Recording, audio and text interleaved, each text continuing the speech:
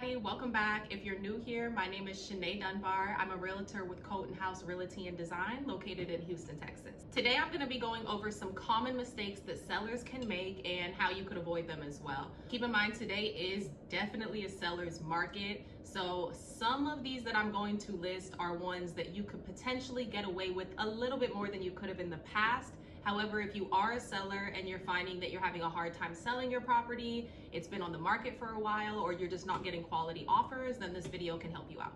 Number one, this is probably the most obvious one, but not pricing your home correctly. Realtors will have access to current and accurate market data. What this data is doing is comparing what buyers in your area are willing to pay for a home and what they have already currently paid for homes within your market area. And keep in mind as well that when we're comparing homes, it's not just any home in your surrounding area, it's going to be the homes that are comparable to yours. So we're looking at everything from square footage, number of beds and baths, even the type of upgrades that you have in the home. All of those will be a factor in which homes are actually comparable to yours. So it is important for your realtor and you to understand your current market to price your home the best way possible. If your home is overpriced, it obviously can be sitting on the market for a long time. It also can become at some point just impossible to sell. Now, on the flip side, ignoring this market data can be bad news for the seller because you could potentially miss out on a lot of income. Whether it's overpriced or underpriced, the way to fix this problem is to have accurate and current market data and utilize that when you are price pointing your house. Number two is limiting access. Limiting access really just means having inconvenient days and times that your home is available for buyers to come and see. By limiting the access on your home, you are limiting the exposure on your home. Exposure does go very much so outside of just being online. You do need that foot traffic. This could be easily resolved. Just communicate with your realtor. They'll have some good insight on the best days and times and just the ranges that your home should be available for people to come and view. And of course, it needs to be within reason for the seller as well, but it can't only be set up for the schedule of the seller. You need to be able to work with buyers' schedules so they can actually come and view the property.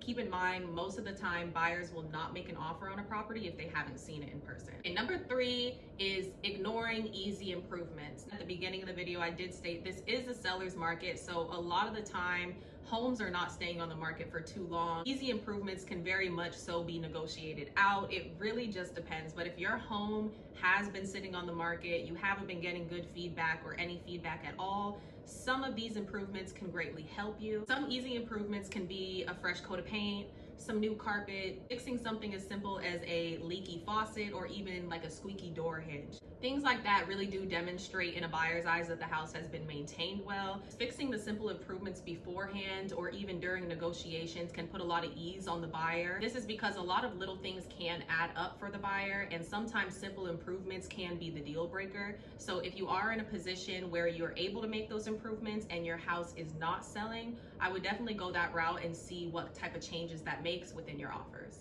Number four is using bad photos. Marketing is key. Marketing will always be key. Most, if not all, home buyers start their search online. The photos that you choose to represent your home are going to be the buyer's first impression of the home. If the photos are just undesirable, a lot of the time it will not push the buyer to go to that second step, which would be to schedule the tour and actually go and physically be inside the home. Not saying that you need to go hire a professional photographer. To fix this is really simple. Your realtor will most likely be able to recommend the best angles for you. They'll also be able to help you with staging your home. Now, this can be with items that you already have in your home. You do not have to go out and get a bunch of model furniture or a bunch of pictures from Home Goods or anything like that. This can simply be a declutter, a deep clean, just making the home presentable in a way that an average buyer can picture themselves in your home. That was it. They're very simple. I hope that some of these tips can help provide clarity to any sellers who are having problems selling their home. If you are located in the Houston, Texas area, feel free to click the link in my bio to schedule a free consultation with me.